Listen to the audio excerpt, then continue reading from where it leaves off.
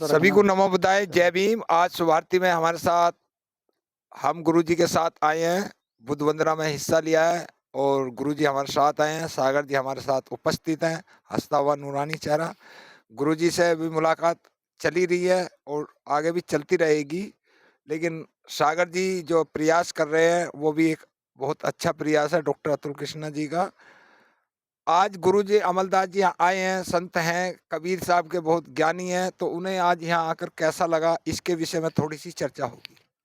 गुरुजी धन्यवाद, सम्मानित अधिकार को आज शुभारती में आए हैं, कष्ट दिया आपने आने का, कैसा लगा? बहुत बहुत शुभकामनाएं आपको। और सबसे पहले मैं सम्मान एक अधिकार के जितने भी दर्शक हैं, जितने भी श्रोता बंधु हैं, धम्म बंधु हैं, उपासक उपासिकाएं हैं, उन सब के प्रति मंगल मैत्री, मंगल भावना और शुभ संदेश। हम यहाँ जो आपके चित परिचित हैं, इस चैनल के जो चलाने वाले हैं आदरणीय देवेंद्र गौतम जी हिसाली, तो उनके माध्यम से हम यहाँ शुभारती यूनिवर्सिटी जो है ये मेरठ ज़िले की सबसे बड़ी यूनिवर्सिटी है। और मेरठ ज़िले की नहीं, मैं तो मानता हूँ कि प्रदेश की जो है, प्रदेश की ये काफ़ी बड़ी यूनिवर्सिटी है। और जो इस यूनिवर्सिटी के संस्थापक हैं श्रद्धेय डॉक्टर कृष्ण चंद बौद्ध जी, उनसे भी अतुल कृष्ण बौद्ध जी डॉक्टर साहब, उनसे भी हमारी मुलाकात हुई, उनसे बातें करी और बातें करके बड़ा अच्छा लगा। और जो बुद्ध वंदना जहाँ पर की गई है, ये बहुत अच्छी पवित्र पावन जगह है। ये मेडिटेशन ध्यान साधना का केंद्र है यहाँ।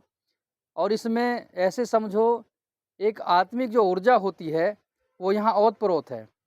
यहाँ हमने बुद्ध वंदना में भी हिस्सा लिया और अपनी बातें भी रखी। और जो यहाँ सुजाता अल्पाहार गृह बना हुआ है, वहाँ पे अल्पाहार भी किया। हमारे आदरणीय राजकुमार जी हैं उपासक बंधु, इनसे भी हमने बातें करी और परिसर में भी हम थोड़ा यहाँ घूमे हैं।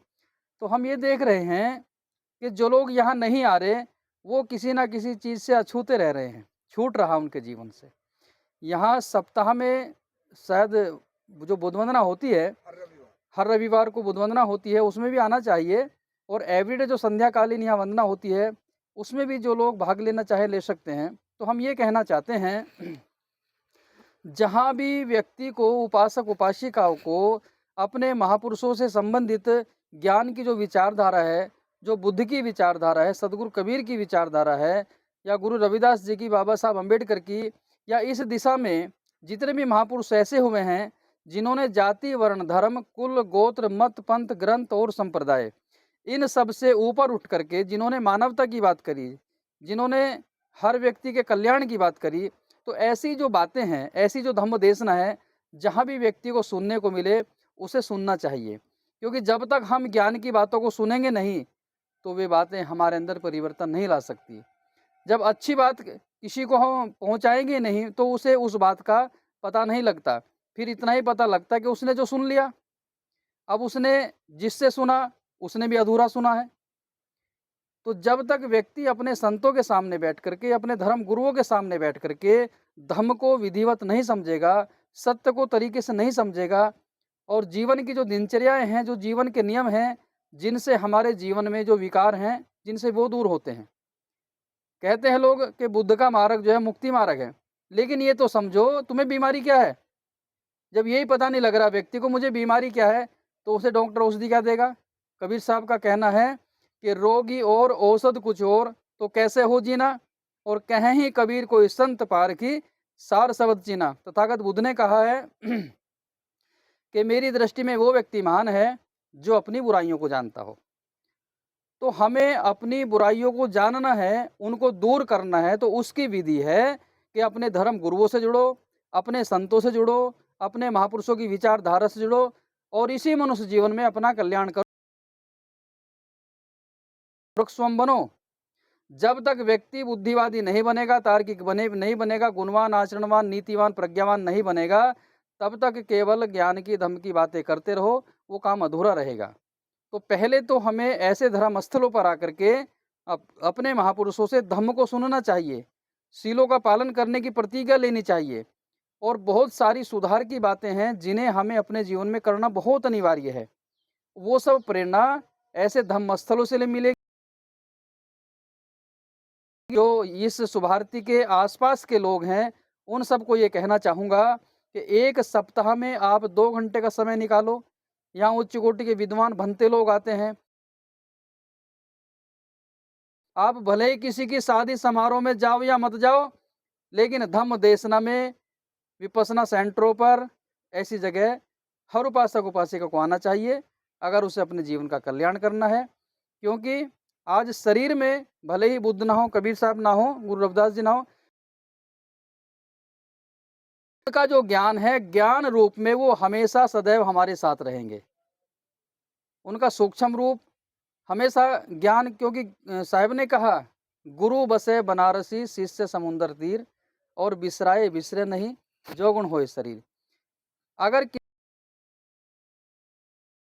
तो समझो उसके पिता उसके पास में है, किसी शिष्य के पास में उसके गुरु की बातें हैं तो उसका गुरु उसके पास में है। इसी प्रकार से सदगुरु कबीर की और तथागत बुद्ध की जो बातें हैं, जो उनका ये ज्ञान है, जब ये हमारे पास में है तो वो हमारे ही पास में है।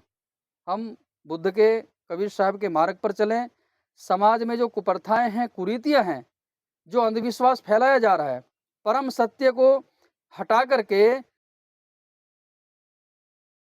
अंदर में भारतीय बहुजनों को जो घंटे बजाने पर ये लगे हुए हैं, अधूरा ज्ञान दे करके और धर्म के नाम पर मिथ्यावाद फैला करके, पाखंडवाद फैला करके, उससे हम लोग बचें। संतों ने कहा कर्म ही पूजा है, और कर्म का सिद्धांत सबसे पहले तथागत बुद्ध ने भारत कही थी, जैसा बोओगे वैसा ही पाओगे। तुम अपने जीवन के बनाने बिगाड़ने वाले स्वयं हो। उसके पहले क्या संदेश था देश में? कुछ करेगा परमात्मा करेगा, मनुष्य तो तुच्छ प्राणी है, मनुष्य कुछ नहीं कर सकता। जब इस भारत की भोली भाली जनता को ऐसी बातें बताई गई तो वे कुछ करना भी चाहते थे, वे कुछ फिर उससे भी जो ये कहा, उठो जागो आगे बढ़ो, अपनी शक्ति को पहचानो, अपनी चेतना को पहचानो, अपनी पावन प्रज्ञा को जगाइए। कबीर साहब ने कहा, कर बहिया बल आपनी छाड़ बिरानी आस, और जाके आंगन नदिया बहे सो कसमरे प्यास। सदगुरु कबीर कहते हैं, ए मानव, अपने बाजू बल का भरोसा कर, अपने विवेक बल का भरोसा कर। दूसरे की जो तूने आस लगा रखी है, दूसरा कौन? माना हुआ ईश्वर ब्रह्म करेंगे। इस कल्पना को दिल से निकालो। अपने जीवन के बनाने बिगाड़ने वाले आप स्वयं हो। अपनी चेतना को जगाओ, अपने विवेक को जगाओ। हम लोग बुद्धिजीवी बने, जागरूक बने, सीलों का पालन करें, सद्गुणों भाईचारा, इस बात पर हम सब संतों को समाज में काम करने की जरूरत है। तो पुनः मैं आप सभी का धन्यवाद देना चाहता हूं कि हम लोग जाति वर्ण धर्म से ऊपर उठ करके, मत पंथों से ऊपर उठ करके मानवता की बात करें, धर्म की बात करें, शील सदाचार की बात करें, तभी ये हमारा भारत, प्रबुद्ध भारत, अखंड भारत बन पाएगा और देश की जनता सुख में रह पाएगी। इन्हीं मंगल भावनाओं के साथ आप सभी के प्रति बहुत बहुत साधुवाद। रखो कोई बात, चलो हो जाएगी चर्चा 2 मिनट में। मैं गुरुजी ये पूछना चाहता हूँ जी, जो कबीर दास साहब की जो शिक्षा है, कबीर साहब की, करीब साहिब की जो शिक्षा है, हाँ जी, हाँ जी, वो मानवतावादी के साथ साथ जी, समानता भी सिखाती है। बिल्कुल सत्य है। उनको छोटा बुद्ध भी कहा जा सकता है। कबीर साहब को छोटे बड़े की बात ही खत्म कर दो, ये कह दो कबीर एज ए बुद्ध। अरे साधु साधु साधु। सदगुरु कबीर दूसरे बुद्ध हैं। इस बात का पता तब लगेगा जब सदगुरु कबीर साहब की रचना सदग्रंथ बीजक है, बीजक को आप पढ़ोगे, उसमें पूरा त्रिपिटक का ज्ञान मिलेगा। कबीर साहब की बातें बहुत गूढ़ है, परम सत्य हैं, लेकिन कुछ लोग ऐसे हैं जिन्होंने चुटिया में गांठ लगा रखी है कि हम तो बस जैसे हैं वैसे ही रहेंगे, हम नहीं बदलने वाले। यानी वो पंथों में बंधे हुए कि हम तो कबीर पंथी हैं, हम बुद्ध को स्वीकार नहीं करेंगे, हम रविदासी हैं, हम बाबा साहब को नहीं मानना है, और हम तीसरा क्या, हम तीनों को नहीं मानना है। ये उनके मन की खुजली है। भ्रांतियां हैं। जबकि इस भारत के साथ साथ इस संसार के प्रथम वैज्ञानिक तथागत भगवान बुद्ध हैं। और कबीर साहब काशी नगरी के अंदर गुरु रविदास जी, कबीर साहब का और गुरु रविदास जी का घराना बिल्कुल पास पास में है। जो मांडुरपुर गांव था, मंडवाडी जिसको कहते थे, वहीं कबीर साहब का घराना था। आज के समय में उधर में वो काशी कबीर चौरा मठ है, तो उसके काशी के पास में सारनाथ है। और इस बात को सभी लोग जानते हैं कि तथागत भगवान बुद्ध का जो प्रथम उपदेश था पंचवर्गीय भिक्षु संघ को, वो सारनाथ। सारनाथ में दिया गया था और वो आषाढ़ की पूर्णिमा थी। जी। तो क्या कबीर साहब जी, गुरु रविदास जी उस सारनाथ के ज्ञान से, उस बुद्ध के ज्ञान से अछूते रहे होंगे? क्या उन्होंने अच्छे से नहीं जाना होगा? हाँ, उनके स्थान से ही पता चलता है कि वो उससे अछूते नहीं रहे सदगुरु होंगे। कबीर और गुरु रविदास जी जो थे, वो तथागत बुद्ध के ज्ञान में ओतप्रोत थे। लेकिन कारण ये था, देश में मुगलों का शासन था। उन्होंने इस सफेद लिबास में रह करके उस ज्ञान को लोगों तक, वो समाज में काम करते तो इतने वर्षों तक वो काम नहीं कर पाते। उसके पहले उनको कर दिया जाता उनका काम तमाम। तो हमें कपड़े को नहीं देखना है, हमें देखना ये है कि उस कपड़े को भी पहन करके आप कर क्या रहे हो समाज में। तो भगवान बुद्ध के धम्म देशनाओं को, उनके संदेशों को संसार तक पहुंचाने का काम उनके बाद में सदगुरु कबीर ने किया है। और उनका स्वयं का भी ज्ञान रहा है। स्वयं भी वो तार्किक थे, अंधविश्वासी नहीं रहे, रूढ़िवादी नहीं रहे। इन सब से ऊपर उठ करके उन्होंने बातें करी है। बीजक की एक साखी आती है, 5 तत्व का पुतला मानुष धरिया नाम, एक कला के बिछुरे विकल होत सब ठाम। यानी सब जितने भी नर नारी हैं संसार में, एक त्वचा हाड़ मल मूत्रा, एक रुधिर एक गोदा, एक बूंद से सृष्टि रची है, को ब्राह्मण को शूद्रा। ना कोई ब्राह्मण है ना कोई शूद्र है, सब समान है।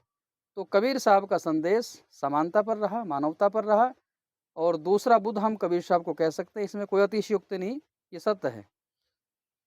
तो रविदास जी और कबीर साहब दोनों जी। में एक ही समय के दोनों रहे, दोनों में आपस में मुलाकातें होती थी। उसमें ऐसा है साहब जी कि सदगुरु कबीर और गुरु रविदास जी दोनों ही समाज पैदा हुए। सदगुरु कबीर जुलाहा थे, जुलाहा घराने में उनका जन्म हुआ। उनको अपने आप को जुलाहा कहने में कोई शर्म महसूस नहीं हुई। उन्होंने बीजक सदग्रंथ में अनेकों बार कहा, मैं काशी का जुलाहा हूँ। और गुरु रविदास जी काशी के थे, सीर गोवर्धनपुर आज उनके नाम से काफ़ी बड़ा। और उन्होंने अपने आप को चमार कहने में कोई लज्जा महसूस नहीं करी। उनकी वाणियों में आता भी है, कहे रविदास चमारा। तो उन्होंने इस बात का गर्व महसूस किया कि हम काशी नगरी के अंदर पैदा हुए और काशी का भी महत्व है उस सारनाथ से ही समझो। जी दोनों साथ साथ रहते थे, समाज में एक साथ काम करते थे, लोगों को अंधविश्वास से हटाते थे, पाखंडवाद से हटाते थे, क्योंकि गंगा तो वहीं बह रही काशी के अंदर में। और धर्म के नाम पर जो पंडा पुजारी मनोवादी लोग जो वहाँ लोगों का शोषण करते थे, उनको भरमाते थे, उनके धन को लूटते थे, उन सब बातों को वो आंखों से देखते थे। उनको पीड़ा होती थी कि ये लोग धर्म के नाम पर जीव हिंसा करते हैं और न जाने कितने कुकर्म करते हैं। इन सब का भी खुलासा बीजक से होता है। तो इन दोनों संतों ने एक साथ रह करके समाज में काम किया है। उनमें आपसी प्रेम भाईचारा था, वो कभी आपस में विद्वेषी नहीं रहे।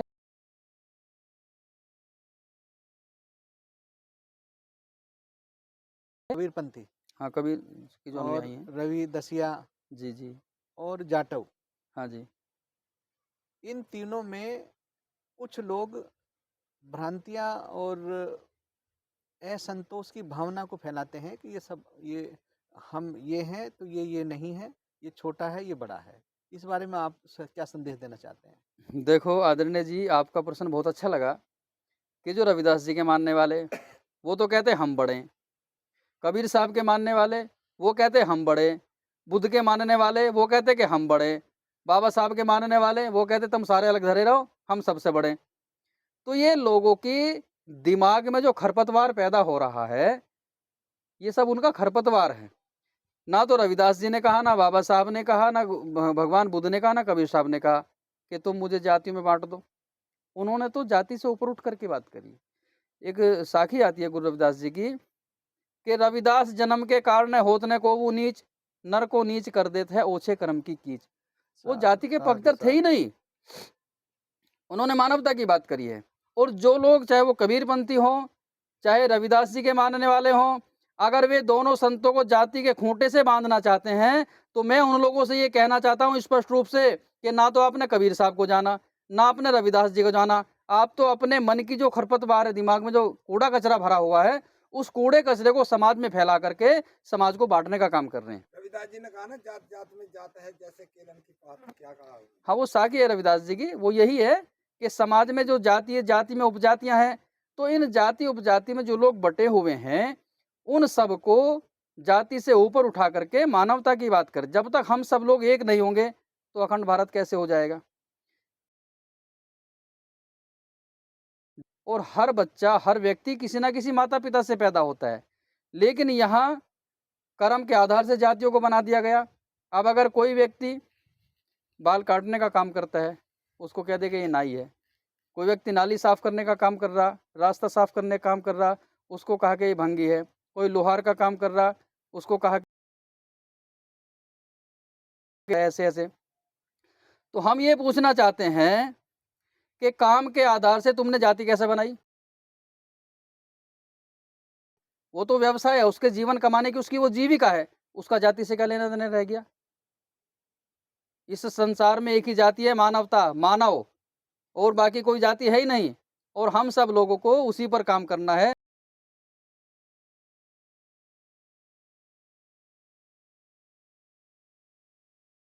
निवेदन आपको मैं निमंत्रण दे रहा हूँ, 7 दिसंबर दिन रविवार सुबह 9:30 बजे से दोपहर के 2:30 बजे तक का श्री कबीर निर्णय मंदिर, रावली रोड, ग्राम सुराना, ब्लॉक मुरादनगर, जनपद गाजियाबाद, उत्तर प्रदेश। आप सत्संग कार्यक्रम में सादर आमंत्रित हैं, और जितने भी इस चैनल के माध्यम से मेरी बातों को धन्यवाद सुन गुरुजी, रहे बहुत-बहुत हो, धन्यवाद। सभी को निवेदन है, 7 दिसंबर को रविवार का दिन है, कबीर आश्रम सुराना गांव में, मुरादनगर के पास है, जनपद गाजियाबाद में। आप सभी लोग आइए और कबीर पंथ के अच्छे-अच्छे विद्वानों से, सदगुरु कबीर और अन्य महापुरुषों पर आप चर्चा सुनेंगे, सत्संग सुनेंगे। तो आप सभी सादर आमंत्रित हैं। 7 दिसंबर दिन रविवार सुबह